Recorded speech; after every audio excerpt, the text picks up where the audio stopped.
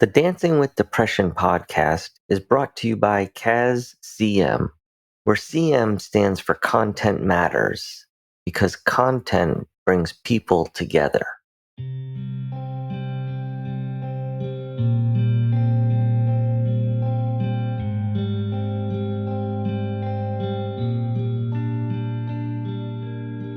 Welcome back to another episode of Dancing with Depression. I want to start with a quick update on where I stand after several months of being off my anxiety and depression medication. I'm happy to say that some small but meaningful improvements have shown up. I'm taking more showers, and when my laundry is done drying, I actually fold it and put it away. Small wins matter. But it hasn't all been easy. Anxiety still creeps in, especially at work, and depression still rears its ugly head. The toughest part is I rarely recognize it in the moment. For example, not too long ago, I told Bobbie I was thinking about selling everything in my man cave. My vinyl records, my favorite movie posters, and even my sports jerseys. Bobbie gently asked if it was really what I wanted or if it was my depression talking. After some reflection, I realized she was right. It was depression. That moment connects to another experience I had while listening to music. A lyric jumped out at me. Goes, "But I can't be your only remedy. Trying to save you, gonna kill me." It's from a song called Dear Alcohol by an artist, Dax. With that particular line being sung by Carly Pearl, as it's the remix. If you haven't heard it, I encourage you to check it out. These two artists are incredibly talented, and I don't think you'll be disappointed. That lyric stood out to me because of a specific conversation Bobbie and I had just a few weeks prior, which brings me to today's episode. What you're about to hear is a conversation between Bobbie and I, which took place 2 months after the initial conversation, where Bobbie so accurately describes it as "giving it to me." A very difficult but necessary moment where Bobbie shared where she was in our relationship, what she was missing, and what she needed if I couldn't provide it for her. It was one of the hardest things I've ever had to listen to, but it was also honest and truthful. And yes, this does get referenced. It did happen on my birthday. But for me, that was just a coincidence that showed how important it was for her to get it out. So with that context, let's jump in. In the last episode, I invited you to walk in my shoes as I shared what it was like to stop taking medication cold turkey. This time, I want to turn things around. Today, I invite you to walk in the shoes of my wife, Bobbie. She'll be sharing her perspective on what it's like to live with and love someone with a mental health diagnosis. She'll talk about the challenges she's faced, what she needed in order to keep supporting me, and how she decided whether our foundation was strong enough to withstand the tornado of my anxiety and depression. Before we begin, let me tell you a little bit about Bobbie. She spends her days caring for patients as a dental hygienist. Now, I know some of you might cringe just thinking about going to the dentist, but trust me, there's something different, something special about Bobbie's abilities. And I'm not just saying that because I'm her husband. The patient reviews that I've read back it up. And besides, I'm not just her husband. I'm also her patient. Over our 9.5 years of marriage, one thing has become crystal clear. Bobbie doesn't speak just to fill the silence. When she shares something, it's because she's thought it through. So when she told me she had something important to share, I knew I needed to pay attention. And the truth is, Bobbie's knowledge with regards to mental health and just in this area in particular, she's always been ahead of my knowledge. And the truth is, Bobbie's knowledge in this area has always been ahead of mine. While I can clear out a sports-related Jeopardy category, she's the one who has the science and chemistry answers locked down. I still can't pronounce half of the prescriptions I take. And she sounds like she's been a pharmacist for the past 20 years. Her compassion and understanding carried us this far. But eventually, she reached a point where she needed to ask me directly, was I going to stay in survival mode, or was I ready to put in the work for us? This is that conversation that we recorded 2 months after that pivotal moment. Let's listen. I know you're not really good with dates, but let's see if you know this one. What is June 14th? Your birthday. Interesting. And what happened this past birthday? Oh, I let you have it. Do elaborate a little bit on letting me have it. What exactly happened that you recall? I'll let you know where we were at, in case you didn't know where I was at. In relation to? Are you referring to a question you already asked me? Yeah. Okay, well, ask me. What happened? What's been happening that led up to the conversation we had on my birthday before going out to dinner with friends and family? That's too long of a question for me to process. What happened? I think you mean what happened that I decided to have the conversation. Like what put me over the edge? I don't know what put me over the edge, but I just felt like I care about our relationship, and if it was going to continue, it couldn't continue to go on the way that it was. I couldn't continue like we were, and I care enough that I want to address it and not let it die.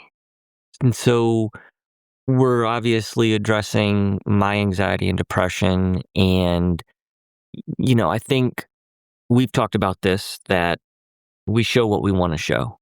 And there's things that you're dealing with that I might not have realized in the moment. So what are some of the things that you deal with? And the conversation was just a check-in. I think if you are not open and honest with your partner, then you don't really have a relationship. So if I'm not telling you how I feel, what are we doing? And it was kind of where I was at. I couldn't continue to do what, quote, we were doing, because we weren't doing. I was struggling alone, trying to hold everything in because you were dealing with stuff. And I didn't want to put my stuff on you and make things worse. But at the same time, if you're not checking in with your partner, then you're essentially abandoning them. It's everybody's responsibility as part of a partnership to be there and be honest and be open. And I just felt like I couldn't do it anymore.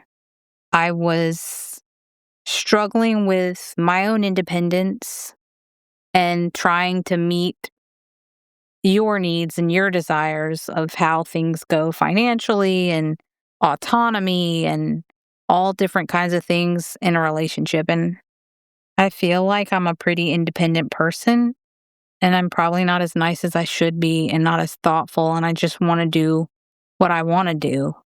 So it takes a lot of work to be a good partner, the one that I would want for myself and the one that I would want you to have, the one that you deserve. So on your birthday, I decided to tell you how horrible our relationship was in the current state. We joke, we laugh about it, but I think one of the most important things is this happened on a day that was my birthday, but it's not how it's planned, right? It's just, that's when it came to a boil. It wasn't like you woke up and you're like, you know what? Oh. How can I find a way to screw his birthday And up? just a background. I did something that I wasn't supposed to do, and I had to live with my actions. I went and asserted my own personal beliefs about using a credit card and buying something that I wanted, that I value, because I was in a bad place emotionally. I needed to assert myself. I needed to do what I needed to do to survive. And it's not the way that you're comfortable using credit cards. And I know that. And we're a partnership. So we're not supposed to do anything that makes the other uncomfortable. But I felt like it was an act of survival for me to do that and go against you and not care that you didn't like it, and to tell you that I did it against your wishes because I needed to do it for me in order to survive in that moment. And I needed you to push back. That's what I think a lot of people are missing. If you're not sharing and you're not open and you're not honest, sometimes you just need to feel like you're not alone. Fast forward, I returned of my own volition all of the jewelry. I undid what I did, and I didn't do it for you. I did it because I was taking care of myself, and I needed to figure out why I was feeling like I needed to do that for myself. So I ruined your birthday, and we went on and we had a fabulous birthday. But I found you again. I lost you. You weren't with me. I wasn't sharing with you because I was trying to protect you from all the things I was feeling. And you cried and you told me how much you love me. And I told you things that were really hard to hear, but you were with me again. I could tell you felt something, that I wasn't in the relationship alone. Because sometimes we end up being in the same situation together, but we're not really together. We're both in the same situation alone. And that's the worst place anyone could be, is alone in a community of any kind, because that's not what a community is for. You're not supposed to feel alone in it. And that's why I had to do it that day, because that's as far as I could go. I don't want to just let it go awry off the tracks and crash into destruction and oblivion. I care about our relationship and I want it to continue. And sometimes part of that is dealing with the hard stuff head on, saying stuff that's hard for your partner to hear. I think if a relationship is worth having, it can handle those things. What it can't handle is not addressing those things. That's what kills relationships. And so I destroyed your birthday out of love because I care. Well, and I think that's an interesting point where, yeah, it hurt. It hurt. And I shared with you in that moment that I was kind of willing to not, like, I wanted to cancel. And I felt that it was just something that I didn't want to pretend. I didn't want to pretend like the conversation didn't happen. But at the same time, we talked a little bit more. You again gave me the time that I needed, which I actually processed quicker than I usually do, because I'm usually like a few days. But you told me very directly, like, Do you want me to fill in the gaps? oh, yeah. So basically, I told the human being that I love and want to share the rest of my life with that there were needs that I had that weren't being met, and that I didn't choose to continue to live the rest of my life this way. And that if something didn't change, I had no intention of continuing, because I deserve certain things. Everybody does. And I wasn't willing to use the budget of time I have left on this earth not having those things that I want and that I deserve. Plain and simple. I mean, try looking in the person you love's face and telling them that, and watching them hear that you say that, and choosing such an excellent partner, watching him say, I hear you. You have every right. I understand where you're coming from. Like, talk about winning the lottery. Like, I'm so lucky. But that was a horrible thing for me to have done, and a horrible thing to live through on both sides, I'm sure. But yeah, I don't like hurting people I love, and I don't like lying or hiding things from them either. And how I feel is, you have every right to that. That's part of us. And I have my responsibility to be open and honest without omission. And I think that plays a big part in where we are now, where I didn't realize certain things. I was so focused, and I've mentioned this before, I was so focused on getting through to 6 o'clock that I felt like I won the day at 6 o'clock. And then you would come home and you're looking at me like, hello, here. And I'm like, I just survived. I'm good. I'm good. Done. Like, I'm checking out. yeah, like mentally, physically, emotionally, I was toast. And like I said, it was hard to hear what you said, but there wasn't a damn thing you said that wasn't fair and accurate. You had things that you deserved within the relationship that I was not able to provide you. And that is a direct reason why you shared what you shared. Did you feel like you were on eggshells? I felt like I was in a constant loop of waiting for you to be ready to be a partner, waiting for you to get there. And after hearing the answer be so many times, I don't know, like, what am I supposed to do with that? I just couldn't be stuck in that same loop. Even if there isn't a solution or we don't know the answer, if we're not making progress and nothing's moving along and I'm stuck in a loop where I have no control over it, a human being can only allow themselves to stay in that situation for so long without relief. And some people do some things that I don't agree with. I get why people do stuff, but I don't want that. I don't want someone else. I don't need a break from my person. I want my person to be with me, and that's where my focus is. And I don't need an escape from it. I don't need alcohol. I don't want to cheat. That's not going to make me happy. That's not going to make me feel good. That's not something that I entertain for a moment because it's just not me. But at the end of the day, if things didn't change, I was going to do what anyone that's taking care of themselves as they would their sister, their brother, their child would do. The way we're supposed to take care of ourselves is the way we would want to take care of someone we love. And that's not to let yourself struggle out to dry, waiting for someone to meet you where you're at.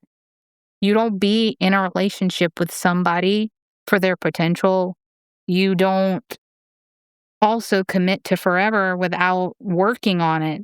But I understand things change, and sometimes the commitments we make aren't the best for us.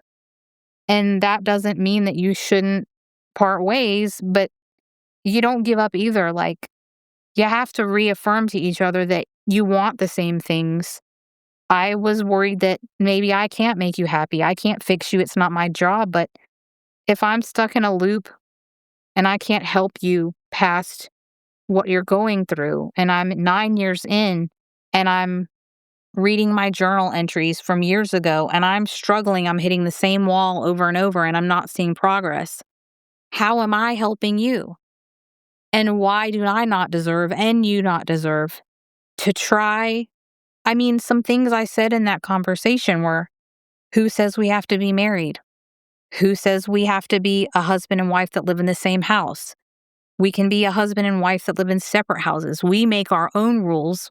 We don't need to follow society's rules. We can make our relationship whatever we need it to be that works for us and makes us both happy. And I just had to have that sit down, like, you don't have to be with me because you married me. I don't have to be with you. If we want this, we got to fix it because we're not going anywhere and I can't stay in this loop. It's not that I couldn't. I've been there. I can obviously do it. I don't want to spend the rest of my life in this loop. I don't think it does me justice. And obviously, if you're struggling so hard, what if I'm part of the problem? What if you putting on the weight of being responsible for my happiness is part of what's killing you? If I don't walk away, we'll never know. Maybe I'm somewhere internally, subconsciously part of the issue. It's a brainstorm coming to the table. Like, how do we get out of this together, apart, where we're both good. And I think that brings up another kind of great point. So just to kind of put a time frame around it, it's been a little over 2 months since we've had that conversation. What do you feel? It didn't solve our problems by any means, No, it didn't. but I got what I needed out of that conversation. Which was what? I saw you break down completely and cry tears, which is not a normal thing for any of the men I've ever met, except my dad, who could cry at the drop of a hat and embarrass me in a movie theater. But Unless he's sleeping. right. Because he would Because I love watching movies with company sleeping by myself. But I saw you let out your emotion emphatically, how much you love me, how much you cared. I'm not in this myself. We're just not communicating and we're not giving each other what they need. Yeah. I just needed to know that you still wanted me bad enough to fix whatever's broken or to try anyway. That's what I needed. I needed you with me. I'm here. And like I said, it's things that I've had to deal with that I'm trying to get some help in. It's kind of interesting as we're talking about it because I've actually didn't think of it this way. In some of the opportunity as far as therapy, there's an option to be away for a month. Granted, it's still local, but that was not an option that I was even considering. But your point of what if part of the challenges that I'm faced with are related to you or us or just the current situation, whatever that looks like, right? I don't think anybody, and you can correct me if I'm wrong, but I don't think anybody would hang out with us and not walk away from it feeling that we care about each other deeply, we love each other. But you and I have candidly said, love ain't enough. No, that's a fact. There's got to be communication. There's got to be a commitment. Yeah, the work. And nothing worth having comes without work. And what I told you after that conversation was a real eye-opener for me, which was I didn't realize the work that needs to be put in. It's not that I took for granted, it's just I made the assumption that when I asked you to marry me and you said yes, and it was till death do us part, that story done. Right. Written. It's all going to be good. Given. And I'm sure as I'm saying that, people are laughing their asses off like, dude, you have no idea. I expect to be chosen every single day. Yes. And I choose Couple times a day sometimes, I think. choose you every day, all day long. And I do you, but I was dealing and still continue to deal with my own shit that I got lost in that. And when you said what you said about, because you even said before we got married, you're like, we don't have to be married. I'm like, to heck, we don't. Like, I want that. That's what that's what you wanted from me. I'm kind of old-fashioned. I'm old school, right? When you told, okay, here's a better example. When you told me I didn't need to propose to you with a ring, I was like, wait, what? That didn't make sense. I told you I had the ring. I know. I wanted that ring that I already had. But that didn't even make sense to me. You were like, you could have proposed to me with a ring pop and that would have been fine. And I'm like, what? Like, really? And you were dead serious. So those are things. I'm still a little kind of old school. My parents have been married for over 50 years. I look at all of my immediate family and there's only been one divorce. That's what I just thought marriage was, is that was it. And I'm learning that you put the work in. I'm much more creative. I don't feel like any solution has to work for anyone but us. We even talked about in that conversation, if there was something that you couldn't do for me and I could wrap my head around someone else doing that, if we could delegate the stuff that you were struggling with. That's not what I wanted. I didn't know if I could handle it. But everything was on the table. That's what you do when you want something to work. You figure it out. It's not an easy thing. You flounder and you struggle, but you gotta jump in the ring and try to wrestle it out, figure it out. Yeah. And again, I know the walk away in some people's mind will be like, why on his birthday? That's just the day it happened. Like it needed to happen. I'm glad it happened. It was extremely difficult and challenging. It was cathartic as heck. Yeah. But I mean, we're yin and yang. I, like my mantra in life, I don't ever want to miss an opportunity. And I do it to a fault. And I explain to you why you might want to consider doing something. I don't force you to do something. I just want you to have informed consent to everything you do or don't do in life. Whereas you are the one that helps me, like, sit down and relax. Like, there is always tomorrow. We don't really know that there is, but tomorrow is, in fact, another day. This is true. And so maybe you should listen to your body and go take a nap or sit down or something. So, the partnership was written in the stars above for the way we're supposed to fit together and help each other and learn from each other and grow. I think one of the things that I think about is when we first met, like the conversations we had, we were 39 and 37. We had dealt with our shit and we were very honest with each other, and we shared things that might not have been easy to talk about, but they were important. And for us, I think they built that strong foundation. When I think about after you sharing, how you felt and how things were affecting you, it really opened my eyes, and I was able to share with you some of the things that were challenging for me.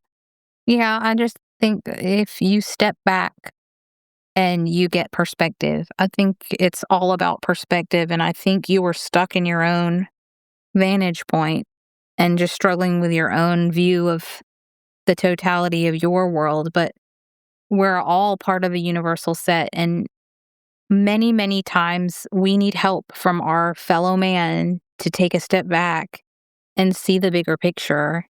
And it helps, especially when we're stuck in ourselves and we're overwhelmed.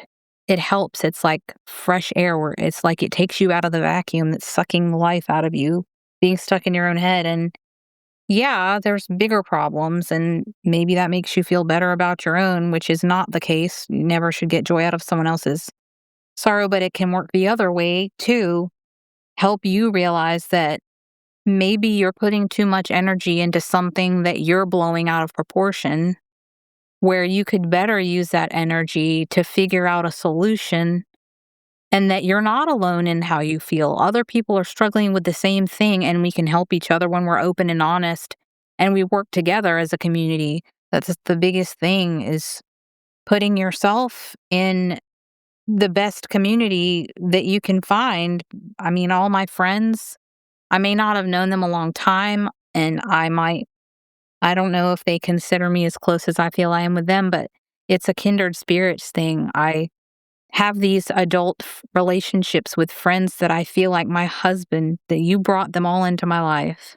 And you tell me that they weren't really more than associates then. But for whatever reason, we all can help each other. We don't even realize it. I love all my friends, and they'd probably be horrified to know that their pictures are up in my living room. But I mean, your community is who you in essence are, what you give and what you receive. I mean, there really isn't anything else to do on our brief time alive. And I'm going to piggyback on that, because what you said about community and people, I'm still working from home. I wasn't going out. You were really the only shot that I had to shake me up and wake me up. And that's not easy. But the community that we have, and I joke about it, there's only one couple with Brian and Steph that could have taken me on as a third wheel for as long as they could. That needed to balance out. So, we have a lot more in common now with people in general because we're a couple. But yeah, I think that community, I joked about it. I've said it, it takes a village to raise a child. And I know that that's become more and more distant in people's eyes, because parents aren't even allowed to take care of their kids the way that... I think it should be rewritten. It takes a village to be happy and healthy. I mean, that's the way that we're wired. I like that. We're not meant to be alone. There's no animal that's meant to be alone in some part of their life somewhere. I'm sure someone will find an exception to the rule, but This is also true. Well, I think we could talk about things for hours and hours, but I think this is a good space to stop for right now. okay. I hope today's conversation helped shed some light on what our loved ones go through as they stand by us. I encourage you to take a moment to reflect on the challenges your own loved ones might be navigating while doing their best to support you. A special thank you to Bobbie for sharing her perspective today. I love you forever, ever. Be sure to join us next time on Dancing with Depression, where I'll share what I've been doing over the last 6 weeks, including why, within the first 10 minutes, I questioned my decision to seek additional treatment at a mental health facility. Thanks for listening, and remember, when it comes to depression, take the lead.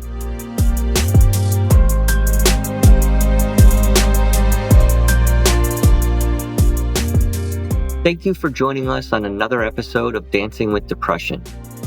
There's a saying that hindsight is 20/20, which is often used to describe the phenomenon of being able to see things more clearly after they've happened. With that in mind, I encourage you to reflect back on past experiences in an effort to better understand your now. Also, I invite you to share with me your comments, thoughts, or personal exposure to depression. You can email me at dancingwithdepression@yahoo.com. Until next time, keep moving forward, and when it comes to depression, remember to take the lead.